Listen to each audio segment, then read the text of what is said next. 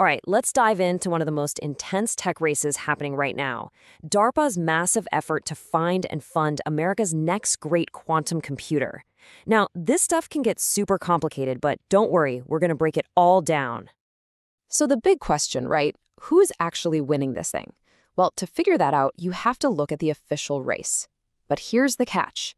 It's not at all what you'd expect. So, this whole thing, it's basically a massive tournament run by the US government. And we're not talking about just any agency. This is DARPA. You know, the folks who basically invented the internet and GPS? Yeah, them. When they get involved, you know it's serious business. All about finding game-changing tech for national security. The official name is the Quantum Benchmarking Initiative, or QBI for short. But honestly, it's better to think of it as a quantum gauntlet.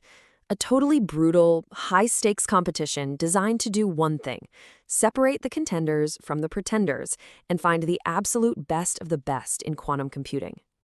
And this gauntlet, it's a filter like you wouldn't believe. The whole idea is to take this huge crowd of companies, all with different ideas, and just whittle them down. The goal is to find the very few who have a real shot at building what they call a utility-scale machine. That's the holy grail, right? A quantum computer that can actually solve problems we can't solve today. And when I say the starting field was huge, I mean it. We're talking 18 different companies jumping into the ring at the very beginning. Each one had its own special sauce, its own unique way of trying to build one of these incredible machines. So, Stage A, the very first round, it was a total quantum free-for-all. You had the absolute titans of tech in there, like Google and IBM. You had the known players in the quantum space, IonQ, Rigetti, and then a whole bunch of scrappy startups, all fighting tooth and nail to show their design was the one to bet on. Okay, so after just 6 months, DARPA brought down the hammer. And this is where it gets really interesting. Look at this list. You see who made it to Stage B, but more importantly, look who didn't. 11 companies made the cut, which means 7 got the boot. And we're talking big names here, like Rigetti and D-Wave, just gone. This wasn't about reputation. It was a hardcore, performance-based cut. So you can see how fierce this is, right? The natural next step would be, okay, the winners of Stage B move on to the final round, Stage C. Simple. Except it's not. This is where the whole story takes a really weird turn. So the logical question is, okay, who's in the final stage? Who actually made it to Stage C, the big showdown? And the answer is just 2 companies, Microsoft and PsiQuantum. And here's the kicker, the part that makes you go, wait, what? If you look back at that list of companies in Stage A and B, Microsoft and PsiQuantum are nowhere to be found. They never competed in the main QBI program at all. So how on earth did they end up in the final round? Well, the answer to that puzzle is pretty wild. It turns out DARPA wasn't just running one race. They were running 2 at the same time. 2 totally different paths, but both leading to the exact same finish line. Okay, this slide lays it out perfectly. The best way to think about this is like 2 highways heading to the same city.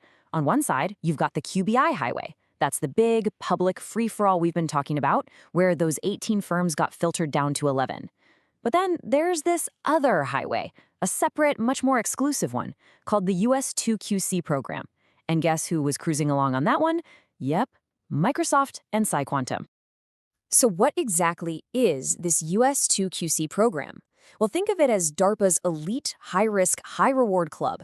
They actually started it before the big QBI competition, and the whole point was to make a few massive bets on some really unconventional, maybe even kind of crazy ideas that could pay off big time.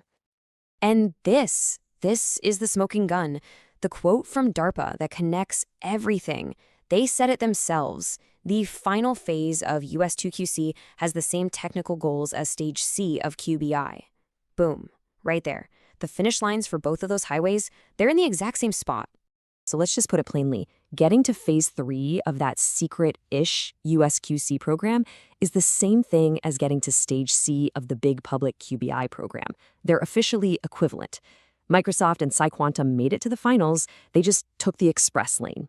And just like that, the mystery is solved. All right, so now that we've cracked the code on this 2-track system, we can finally step back and see the whole battlefield. Let's lay out the complete official landscape of DARPA's quantum race. This table really brings it all together. Up at the top in the final round, Stage C, you've got your two contenders, Microsoft and PsiQuantum, who got there through that special US 2QC pathway. Then one level down in Stage B, you have the 11 survivors of the QBI gauntlet. We're talking heavy hitters like IBM, IonQ, Quantinuum, and the others, all still in the fight. And of course, down at the bottom in Stage A, that's where everybody else started. Now, you might be wondering about some of the other huge names in tech. What about Google? Well, they were in the race. They competed in Stage A, but they didn't make that first tough cut into Stage B. And Apple? As far as we know from public info, they're sitting this one out entirely, not involved in any of DARPA's public quantum hardware stuff. So, what's the big takeaway here? It's that DARPA's playing a really smart two-pronged game. On one hand, you have the QBI program. That's the wide net. It's an open competition to test out all the different ways you can build a quantum computer and get hard data on what works. But on the other hand, you have the US 2QC program. That's the targeted bet. It's an elite track for a couple of wild, high-risk ideas that, if they work, could just leapfrog everyone else. And that leaves us with one heck of a final question, doesn't it? DARPA has set up two completely different ways to win this race. You've got the wide-open, brutal tournament, and you've got the focused, elite sprint. So which one is it going to be? The broad approach or the long-shot bet? Which path will be the one that finally gives us a quantum computer that can change the world?